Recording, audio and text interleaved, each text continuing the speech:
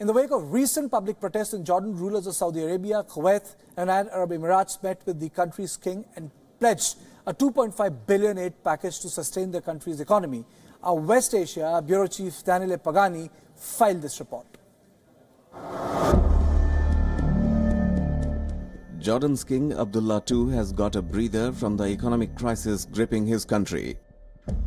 The Gulf monarchies of Saudi Arabia, the UAE and Kuwait have come up with a $2.5 billion aid package that will ease his $700 million current budget deficit and more. The money will go into a deposit in Jordan's central bank. It will guarantee a World Bank loan. It will provide a 5-year annual budget support and help fund development projects.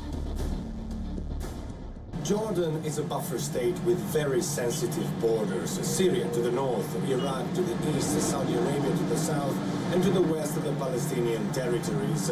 Also, the Hashemite Kingdom of Jordan is the custodian of the holy shrines for Muslims and Christians in the holy contested city of Jerusalem. And last but not the least, one of the most stable and long-standing allies of the United States of America in West Asia.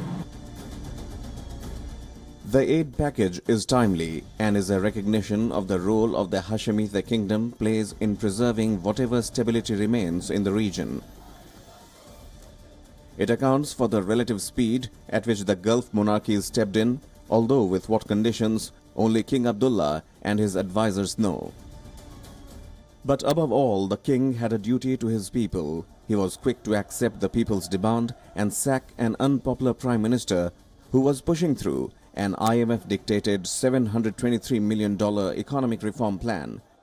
But the plan, which saw an end to food subsidies in January and broadening of the tax base, hit Jordanians hard. Many were forced to cut basic necessities to survive, consumption dropped, so did state revenues, and the public debt grew exponentially, with the budget deficit touching $700 million. In the streets of Amman, many blame these failures on decades of wrong economic policies and high levels of corruption. New Prime Minister Omar al-Razaz is trying to hammer out a strategy that takes into account Jordan's current economic situation. Jordan has an unemployment rate above 18%. Amman is most expensive city in the Arab world. Inflation has doubled since 2006. The country needs a long-term plan, but for the moment, the Gulf's $2.5 billion will help Jordan stave off the IMF while working out a sustainable long-term economic plan. This money could come with a political price. In fact, Saudi Arabia, the United Arab Emirates and Kuwait are all involved in a hegemony struggle against Iran, which happens to be also Washington's main rival in West Asia. The Saudi monarchs were very quick to grant funds to Jordan. They perhaps wanted to avoid that the case of Jordan became similar to the case of Qatar, where Iran found a lot of space for economic and political movement. Daniele Pagani from Amman, Jordan, for WION. And I'm joined by my colleague Daniele Pagani from Amman. Daniele, so finally, can we say it's a matter of relief with the package in, with the consensus being there? Is it going to solve the problem? It is definitely a relief. 2.5 billion is not an insignificant amount of money, and is going to reach Amman very quickly.